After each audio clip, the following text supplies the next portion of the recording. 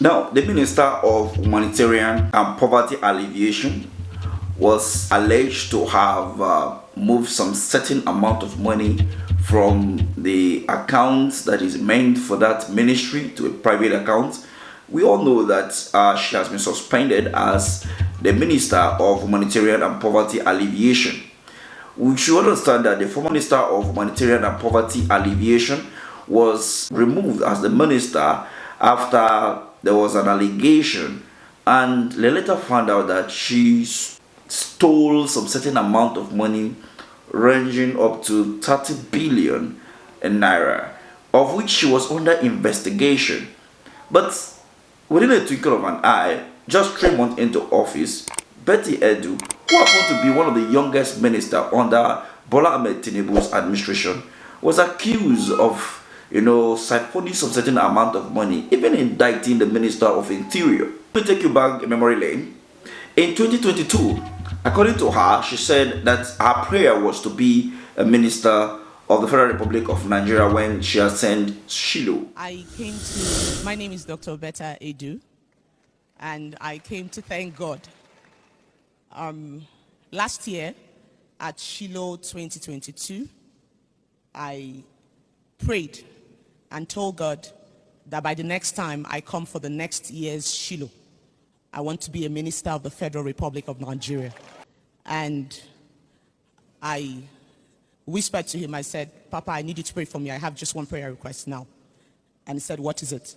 I said, I want to come back to Shiloh 2023 as a minister of the Federal Republic of Nigeria. He put his hand on my head and he said, it is done.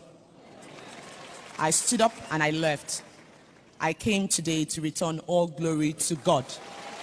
That in spite of all odds, today I'm a minister of the Federal Republic of Nigeria, one of the youngest in the Fourth Republic. People my age are not at the Federal Executive Council of Nigeria in this Fourth Republic, but today I can boldly stand here to say in 2023 Shiloh, she came to give testimony of how God made that possible for her to, be a minister of the Federal Republic of Nigeria and the youngest minister for that matter. Now, this come to a play that, some people are already saying, she's stealing a lot of money and she should be paying some tithes to men of God. But this should not even be a bone of contention, talking about tithing and paying money to men of God in terms of sowing seed and the rest. Someone can pray for you, and your faith and all of that can take you to a particular position. But what happened after then matters a lot. So, and that is the situation of the humanitarian minister and poverty alleviation. Over how many billions were moved from the account to a private account? Anyway, if you stay with me, I'm going to bring in detail because this issue with the former minister and the suspended minister is a critical story and an interesting story that I believe that we want to listen and get details of what actually transpired within that ministry. We all understand that many Nigerians are passing through a lot this period since, in fact, the inception of Buhari, and more people went into poverty, and that ministry was meant, to bring people out of poverty. But the money that is meant to bring people out of poverty has been stolen by those that are supposed to, control or take charge of the ministry. We also saw how the former minister claimed to have spent 3 billion naira in training Nigerians from the north on how to repair phones.